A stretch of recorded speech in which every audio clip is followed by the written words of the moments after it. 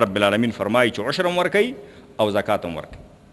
د عشر غنم او د عشر پیاز او د عشر نور شیان چې په پیازو کې او په غنمو کې او په غله کې پاتې شي ټوله غله حرامه. درمن کې به د عشر غنم بیلې، درمن کې به د عشر پیاز بیلې، درمن کې به د عشر جوار بیلې، درمن کې به بیلې. هغه ځای کې غریب او فقیر نه بیله بوجۍ کې به واچوي، کور کې به بیل ودرې. بیا به غریبانو ته او فقیرانو ته او مسکینانو ته چې چا باندې زکات کېږي او مسکیني هغه ته به بیا هغه ورکړي. په خپلو غنمو کې به ګډ نه پرېږدي چې ګډې پرېږدي یا به د الله غنم تباه کړي، او که غنم د الله تباه نه کړي نو آخرت خو د الله تباه کوي. آخرت خو د تباه دی او اصلي تباهي خو د آخرت تباهي ده. اصلي بربادي خو د آخرت بربادي ده چې د چا آخرت برباد شي نو دنیا بربادي خو نو بربادي نه ده. عشر به بیل کې بیا به ورکړي، بیا به تقسیم کړي نو خوراک به د حلال شي. الله به ستا په مال کې برکت واچوي، الله به ستا غنم ډیر کړي. که په لسو منو کې یو من تا ورکړه الله به په هغه نهو منو کې د لسو منو برکت واچوي، په هغه نهو منو کې به الله پاک د لسو منو زور واچوي، په هغه نهو منو کې به الله د لسو منو نه زیات زور واچوي. برکت به پکې الله پاک واچوي، خیر به پکې الله پاک واچوي. دا د الله او د الله د نبی وعده ده، دا د الله او د الله د پیغمبر وعده د مؤمنانو سره او بندگانو سره چې الله په هغې کې برکت اچوي او الله رب العالمین د هغې برکت الله پاک نه ضایع کوي. صحابه کرام رضوان الله تعالی علیهم اجمعین هغوی د الله په لار کې ډېر انفاق کو، ډېر خرچ د الله پاک په لار کې کو.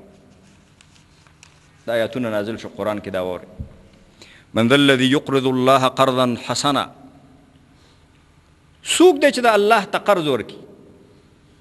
آیات نازل شو الله قرض غواړي، څوک شته چې الله ته قرض ورکړي فیضاعفه له، الله به بیا دو چند او درې چنده قرض ورته بیرته واپس کوي.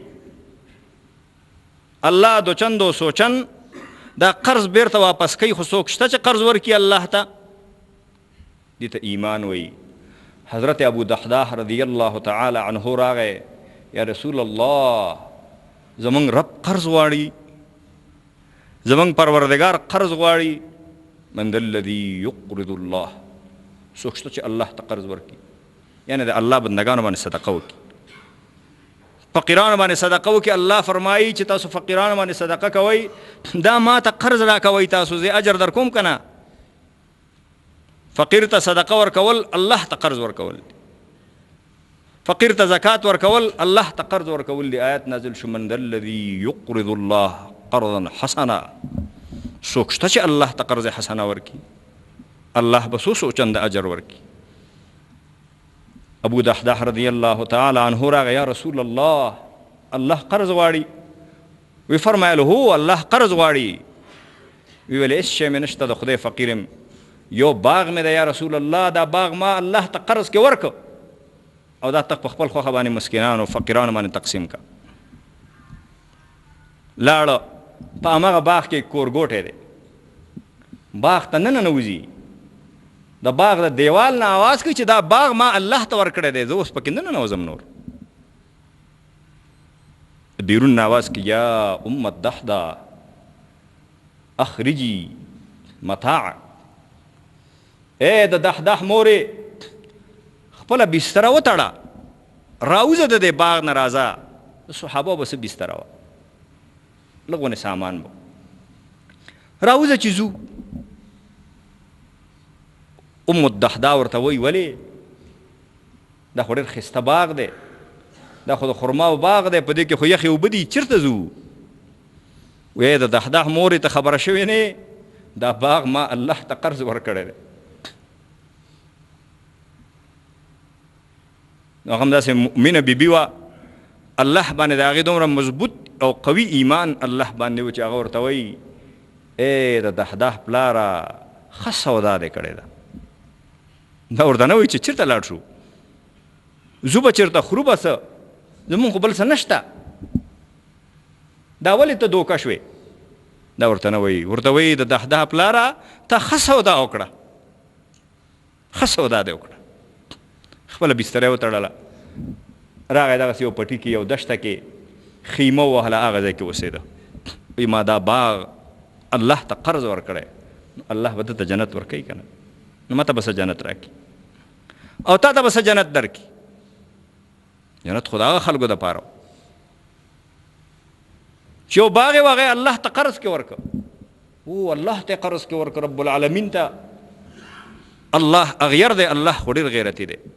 الله ته ابو دحده قرض ورکوي، الله به د هغه قرض نه خلاصوي. ابو دحده الله ته قرض ورکوي، یو باغ لري هغه الله ته قرض ورکوي، والله به د هغه قرض نه خلاصوي. الله به د ابو دحده قرض خلاصوي. الله به د جنتونو سردار کوي، الله به جنتونو ته دننه کوي. جنت به الله پاک هغه پسې به الله جنت به لیکي هغه پسې. ورونو د الله په لار کې انفاق او د الله په لار کې خرچ او د الله په لار کې مال لګول دا د مؤمن صفت دی او دا د مؤمن شان دی. د مؤمن کار دا دی چې دی به د الله په لار کې خرچ کړي، الله په لار کې به خرچ کړي. نبی پاک صلی الله علیه وسلم یو روپۍ به ځان سره نه ایښول، چې څونه پیسې به راتللې د الله په لار کې به یې ورکول. یو ورځ د الله خوږ پیغمبر پاسیږي بیا سملي، پاسیږي بیا سملي، پاسیږي بیا سملي. حضرت عایشه رضی الله تعالی عنها ورته فرمایي ولې د الله پیغمبره مریض یې؟ وایي نه مریض نه. الله د طرف نه څه حکم راځي؟ وایي نه هېڅ حکم نه راځي. وایي ولې تکلیف دی درته؟ وایي تکلیف راته دا دی چې یو درهم بالغ لاندې ایښی دی او دا مازدیګر پورې ما جومات کې ایښی و، څوک حاجتمند رانغی چې اغستی وی، ویرېږم که نن شپه مې روح قبض شي الله به د دې درهم باره کې پوښتنه وکړي چې دا د مسکینانو ته ولې ورنه کړه، دا ولې اضافه پاتې شوی، دا د ولې فقیرانو ته ورنه کړه. ویرېږم د دې درهم نه یېرېږم، د دې درهم د وجې نه ما ته خوب نه راځي، دا درهم ما خوب ته نه پرېږدي. صحابه کرام رضوان الله تعالی علیهم اجمعین د هغوی هره معامله او د هغوی هر کار د الله دپاره. هغوی دنیا ته شا کړې وه، هغوی د دنیا مزو پسې او دنیا پسې نه ګرځېدل. حضرت عمر رضی الله تعالی عنه یو صحابي ولیده غوښه یې اغوستې وه، ورته یې ویل څه دې اغوستي دي؟ ورته ویل یا عمر اشتهیت لحما فاشتریته، غوښې ته مې زړه وشو نو وامې غسته. نو ورته ویلې چې او کلما تشتهي شیئا تشتریه، چې کله دې مې یو شي ته زړه وشي اخلې، دا همداسې مه کوه، داسې مه کوه چې هر وخت دې یو شي ته زړه وشي او ته اخلې، داسې مه کوه چې هر وخت دې یو شي ته زړه کېږي ته اخلې. احتیاط به کوو په خپل ځان باندې مصرف کې او تلذذ او د تنعم دپاره او د عیش او عشرت او د مزو دپاره. صحابه وایي دې دپاره جامې نه اغوستې چې ښایسته ښکاره شم، ښه کالي واغونده چې خلکو یې ښه کالي اغوستي، نه دې دپاره اغوسته چې ستر عورت مې پټ شي مونځ راته جایز شي.